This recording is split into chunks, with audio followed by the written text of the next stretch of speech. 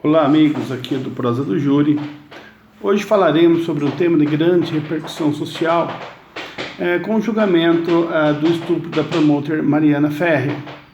O crime de estupro no Brasil é dividido em crimes contra a liberdade sexual e crimes contra a liberdade da vulnerabilidade. Os crimes contra a liberdade sexual está lá no artigo 213 do Código Penal. Então diz lá: constranger alguém mediante violência ou grave ameaça a ter conjunção carnal ou a praticar ou permitir com ele que se pratique outro ato libidinoso. Então constranger alguém, qualquer pessoa pode ser vítima do crime de estupro. Constranger é forçar, constranger é coagir mediante uma violência ou uma grave ameaça. Já os crimes contra a vulnerabilidade, a lei aqui ela procurou preservar, resguardar algumas pessoas.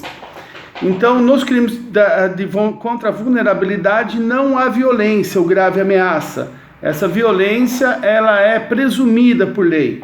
Então, todos aqueles que são menores de 14 anos, que alguma enfermidade ou alguma deficiência mental, ou aqueles que não podem oferecer resistência, que foi o caso da promoter.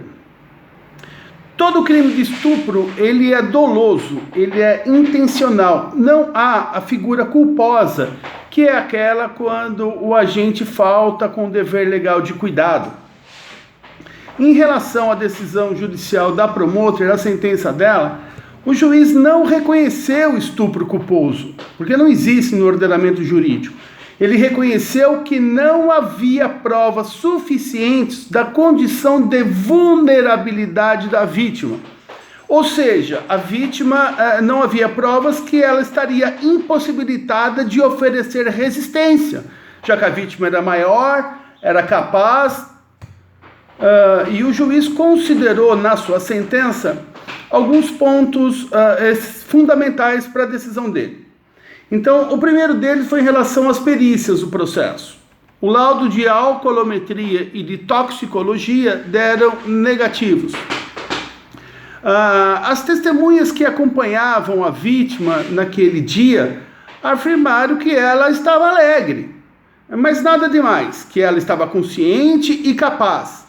E um detalhe interessante é que logo após o estupro, a vítima não comentou nada sobre o que teria ocorrido.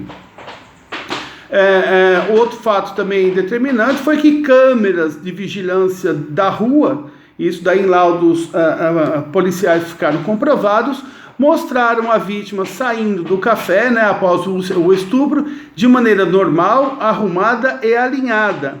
E ela acabou se dirigindo a outro bar. Então a sentença que absolveu o réu, ela reconheceu dúvidas no estado de vulnerabilidade da vítima, ou seja, se ela tinha ou não capacidade de oferecer aquela resistência.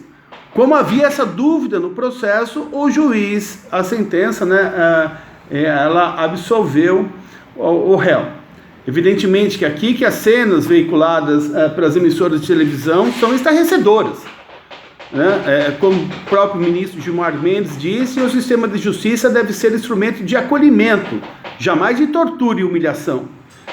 E aqui os órgãos de correção devem apurar a responsabilidade de todos aqueles agentes envolvidos que de alguma forma extrapolaram no direito, humilhando a vítima, o caso que não se admite, independente de sexo feminino ou masculino. Todo aquele que for à justiça, ele deve ser considerado de forma justa, de forma correta, lembrando-se aqui que o artigo 1º da nossa Constituição Federal determina que a dignidade da pessoa humana é um dos princípios do nosso